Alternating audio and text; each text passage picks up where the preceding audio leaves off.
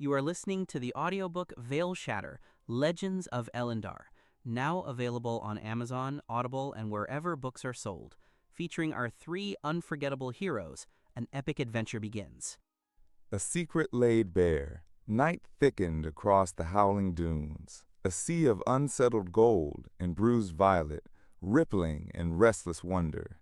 Wind snaked through the ridges, threading sorrow into its keening cry. Where their company once moved in battered unity, distance found them, purpose-driven, more by fatigue than hope. Liora's boots spilled sand in their wake as she fell back, mind-wheeling on the scent of talcum and copper, a mingled sign of Ariel's shaken alchemy and Talin's reticence. The others pressed ahead, Veyron's tall shape leading, Ariel at his shoulder, their figures blur-edged in moonsheen.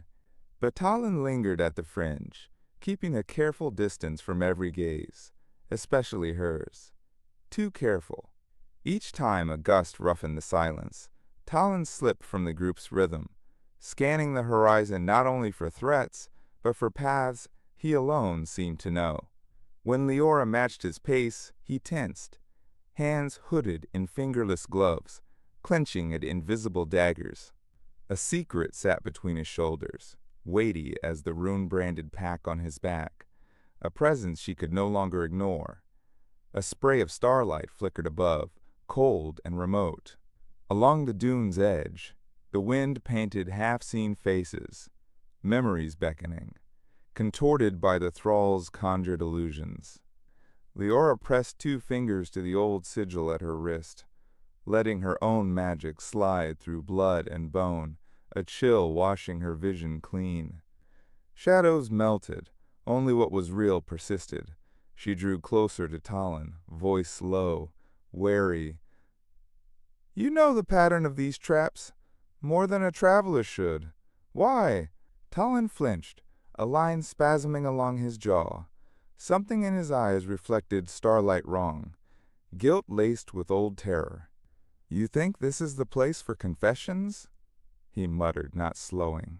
"Secrets shape us, for good or rot," she replied, each word knifed through with the authority of one who's laid bare her soul for stranger scrutiny. "But deception can kill, or worse, splinter the only trust left to us." She watched his profile, the harsh lines blurred by shifting sandlight, the salt crust on his collar, the hair once meticulously bound, now loose and wild. For an instant she caught the shadow of the young tactician from Windrest markets, sharp-witted, dry-humored, careful with kindness. But that image flickered, devoured by the haunted man beside her now. He sighed. "The dunes feed on history. If we must spill mine, do it where the wind can't haul every word to our enemies." Without waiting, Talin veered from the trail, picking his way behind a fang of petrified glass half swallowed by sand. Liora hesitated. She risked more by indulging secrets, yet she followed, magic thrumming wary beneath her ribs. Beyond the outcrop, sound dulled, the wind's whistle replaced by the low, grainy hiss of sand-drawing breath. In this cocoon of stillness, Talin rounded on her, tension wound tight. "You want the truth?" His voice, though hushed, cut as keen as obsidian.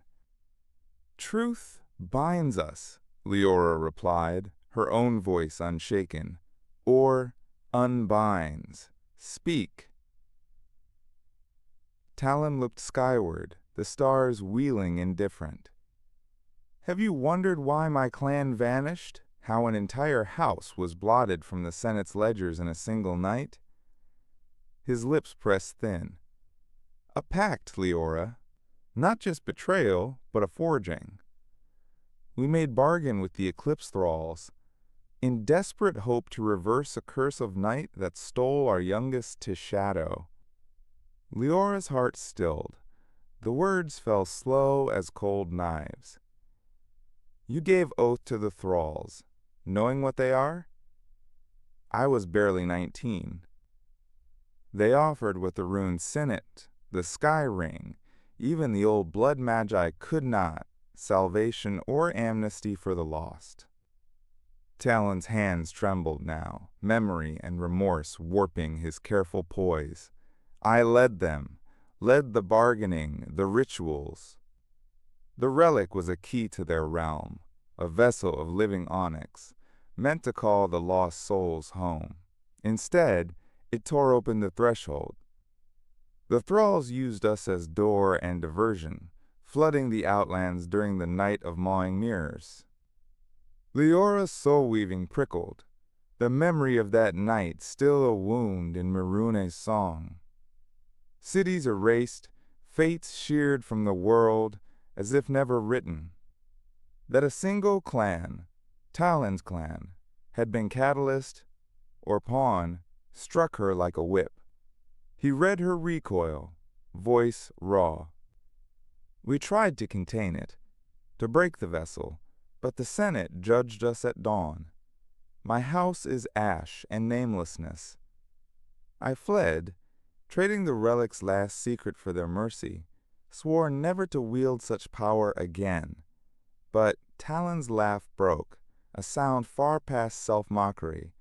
Guilt is a leash. I thought if I could find other relics forced to Thrall's hand, I might. He stopped, not trusting what else might come. Liora's throat ached, heat rising behind her eyes. You came to us with the stench of this chain still on your soul. You put all of us in the path of their hungers, Talin. Why? His head bowed, moonlight gilding the shame writ on his cheekbones.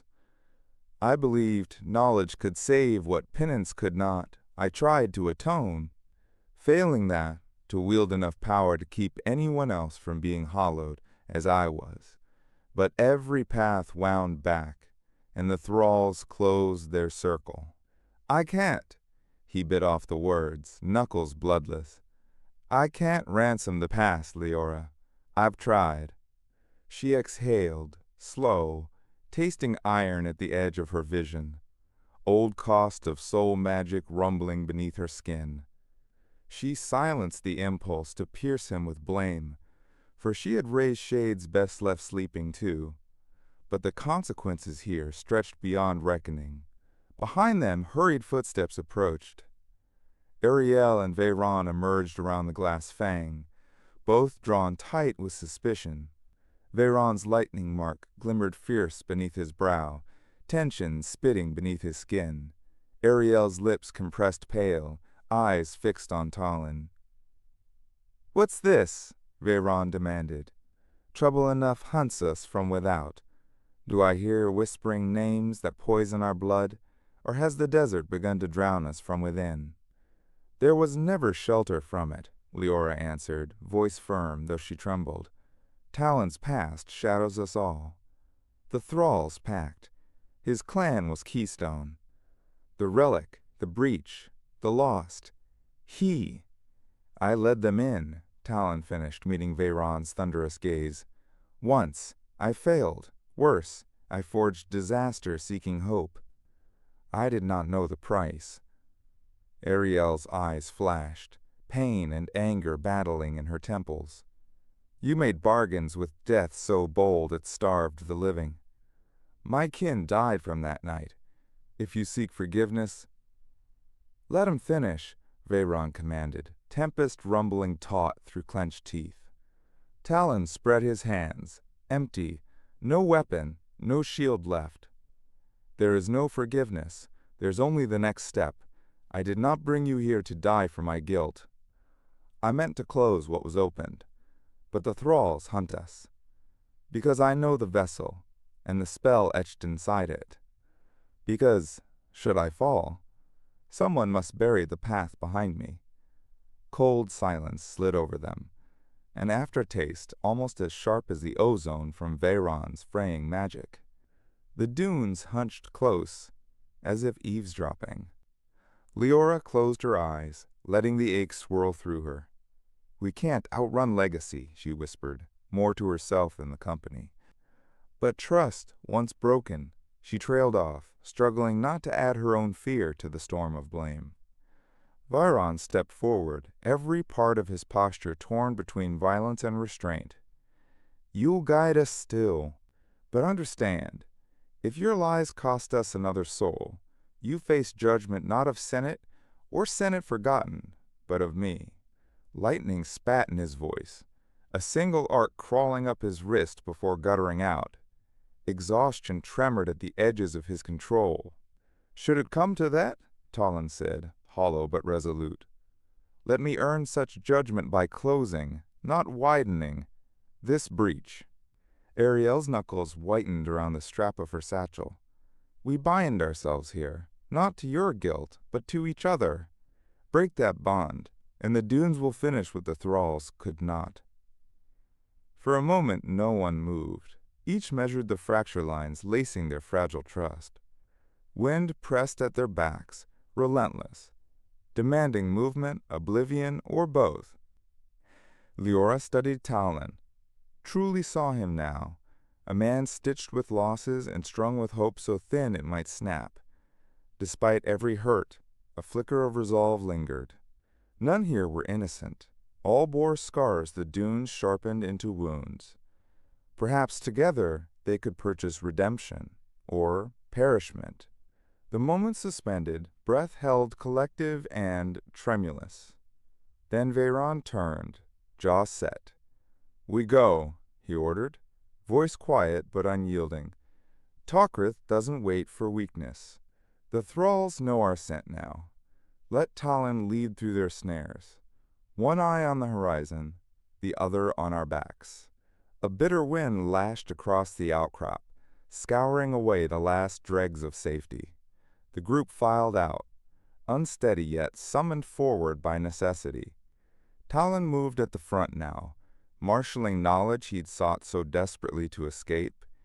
Each step a rung on his climb toward penance or doom. Ariel stalked at his shoulder, close enough for accusation to smolder, far enough to withhold absolution. Liora pressed the rune at her wrist, whispering a silent promise. If he fell, she would see the shadow snare sealed, no matter the personal toll. She caught Veyron's brief glance, a flash of shared burden. Their scars, old and fresh, braided now into shared fate. Beyond the petrified glass, the dunes loomed vaster, the dark swelling with flocking thrall shadows. A distant spire shimmered by moonlight, Talkrith, a promise both radiant and ominous. Trust frayed, hope battered, the four pressed on, facing a future knit from revealed shame, fragile unity, and stakes as boundless as the night-drowned desert. The next trial waited, poised in the silver glow beyond sand and sorrow.